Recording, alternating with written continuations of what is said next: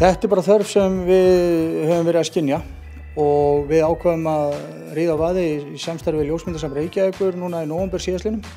Það sem við erum að fjalla meðhöndlun og frágang ljósmynda, við erum að fjalla prentun, við erum að fjalla ýmsa geymslumiðla, hvað sem flakkarar, tölvur og annað slíkt, og síðan vistun mynda eða gagna í skýinu.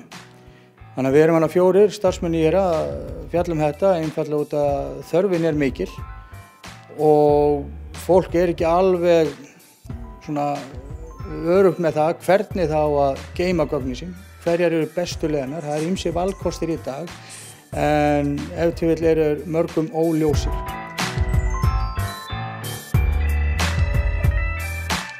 Því miður mörg dæmi það og meðal annars út af það kannski að geyma þetta bara einum geymslumiðli, kannski bara inn á tölvunni sem getur ávallt hrunið. Allar tölvur geta lent í því. Það kannski einfaldlega bara að taka myndir á símann sinn, eins og það orðið mjög algengt í dag, og símanum getur verið stolið og minniskortin geta eyðilagst líka og það ekki verið að taka nein afrit þar.